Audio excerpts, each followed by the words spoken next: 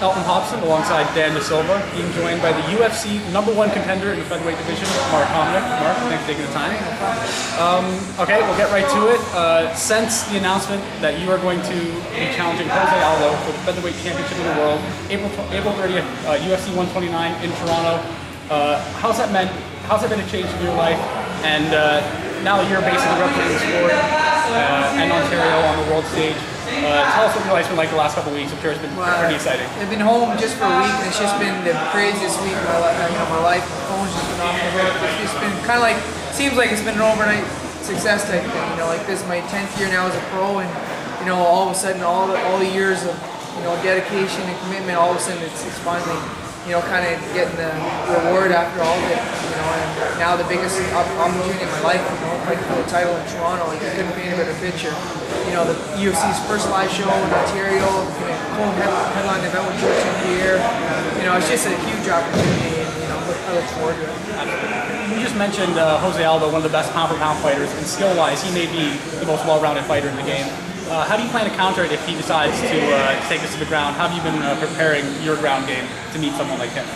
Like the last 3 years, I've really made it a commitment to fill in the holes in my game. Like everyone knows that my strength is on the feet. My weakness is definitely in like the jiu-jitsu and the wrestling. So I've been really working on it, and I've got a couple submission wins over the last few fights, and my ground game's really catching up. And I think I'm going to surprise a lot of people.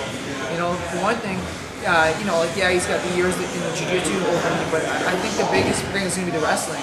We haven't seen his offensive wrestling, and my wrestling, I feel, is very good for MMA.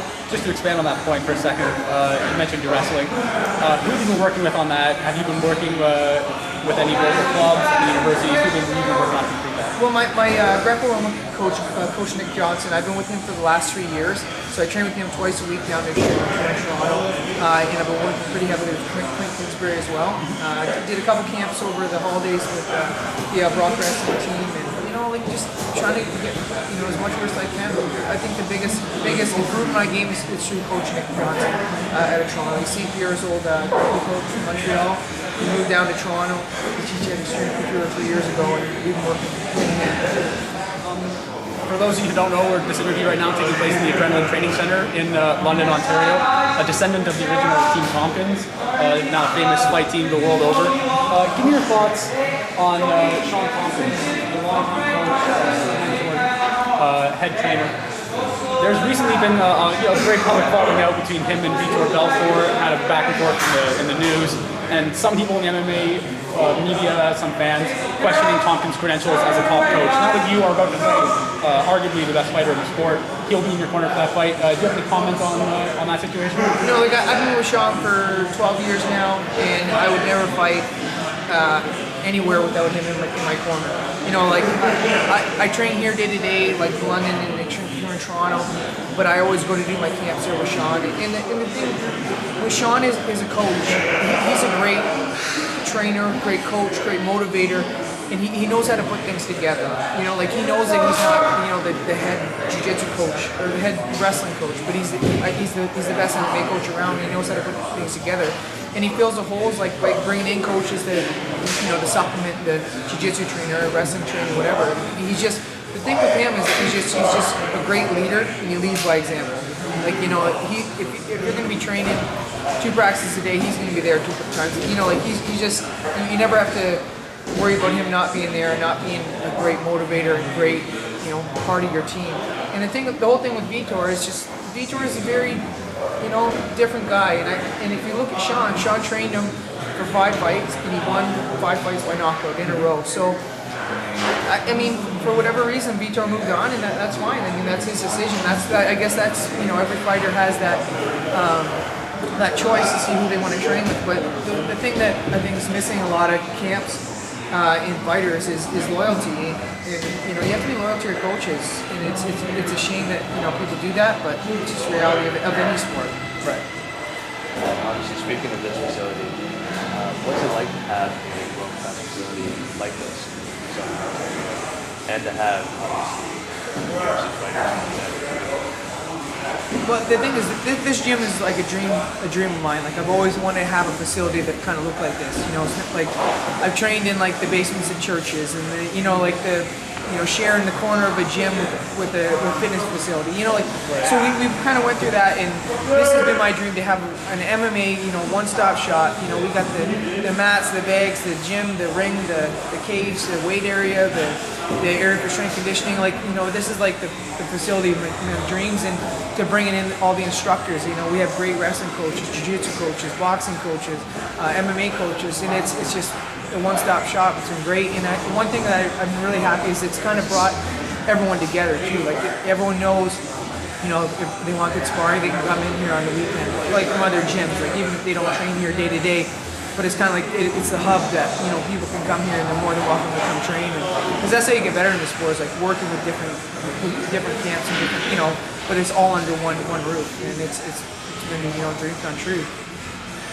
Building on that point a little bit, you yourself are a trainer here. You mentioned the school is kind of a lifelong dream of yours. What do you say to those who view MMA in a somewhat negative light, as somewhat violent or barbaric? What do you say to them as someone who trains and as an advocate for the sport? What do you say to its critics? I think the main thing is just to come into the gym, check it out, and see the instruction they get, the type of classes, because everyone's going to have an image of what they think mixed martial arts is. But you come in here, I'd say 80% of the people in here are here to get in shape, to have fun, to learn some self-defense, or just to get fitness end of it. And that's what the classes are more geared towards. Like we have the pro training. That's kind of like on this, it's not like a scheduled program. Like all the pros train together, and you could come do the classes, then kind of work your way up to that. But the classes are geared towards the everyday person that maybe wants to learn something or have some fun or get in shape. So that's the main thing is just come in, check it out, and also doing stuff like this, doing the interviews, kind of so people get to know who you are as a person, not just as a fighter. Speaking of that, for you, how did you get started? Why did you decide to be professional? When I was in grade 9, I went to an orientation gym class. So like the grade 9 gym class, went to a local martial arts studio. We did it was a week-long class we got to do, and that night I signed up. I knew it was like martial arts, and mixed martial arts was something I just loved. Instantly was like drawn to it, and it just really progressed from there. I started training. I started competing in local grapple tournaments like all throughout Ontario. Progressed to there to pancration. And I started competing on the national team for that. Then I got hooked up with Sean Tompkins when I was like 16. Started kickboxing, and then at 18, I wanted to put it all together. Fight professional MMA. So it's been a natural progression. I just kind of trained all martial arts all through my life, and then just once I hit 18, I was like, I do want to try this out. I never looked at it as a career though. Like I was competing throughout university, like fighting pro in Quebec and UCC and TPO, and just never got to be a professional. Or just something I'd always wanted to be doing. Okay, one last question, Mark, before we go. I know you yourself were married 2009. You're expecting a kid any time now in the next 3 or 4 months. How does it feel for you fighting for the title and then having your family life come together, your gym? Tell me about yourself right now as basically your life starts to come into focus. It's been crazy. Like it's just like you couldn't paint a better picture. Like you're saying, like the first live show in Ontario. I'll be fighting for the title. My wife's due 5 days after the event. Like it's just like everything's happening. And I think things in life happen for a reason, and you can see that right now. It's just everything's coming to plan. You just got to go out and kind of fulfill your destiny, really. Cool. Well, thank you very much for taking the time. Thank you. And best of luck. Appreciate it. Elton Hobson alongside Dan De Silva, signing off.